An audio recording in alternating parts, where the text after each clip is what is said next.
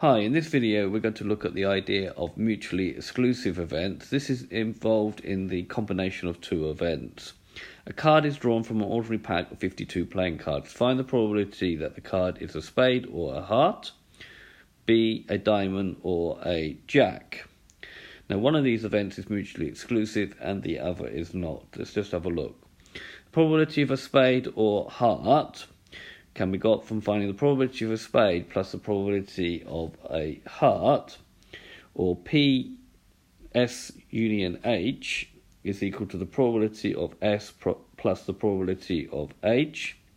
Note, there is no intersection. Both events cannot occur at the same time. There is no card which is a heart and a spade. That's what we're saying here. These events are then said to be mutually exclusive, i.e. one event excludes the other. They both cannot happen at the same time. So if you do that, if you have mutually exclusive events, there's no intersection. You just add the two probabilities together. This is sometimes known as the addition law for probability. So for mutually exclusive events, A and B, the probability of A intersection B is equal to 0, and therefore the probability of A union B is the probability of A plus the probability of B only.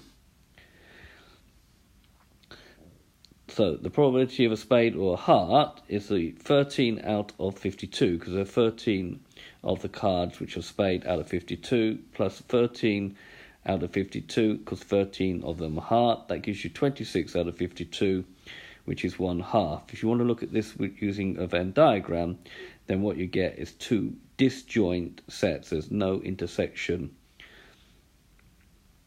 Right, what about the second case, where we have a probability of diamond or a jack? Let's have a look at that. Probability of diamond or a jack. For this, there is a card which it can be a diamond and a jack, which is the jack of diamonds. So we have to use this rule. The probability of A union B is the probability of A plus the probability of B minus the probability of A intersection B.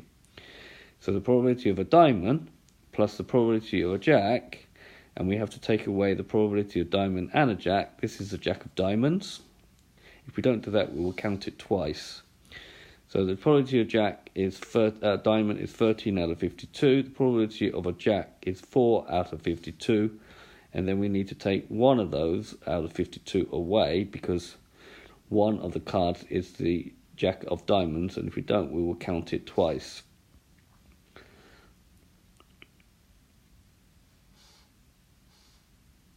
So that will give you 16 out of 52.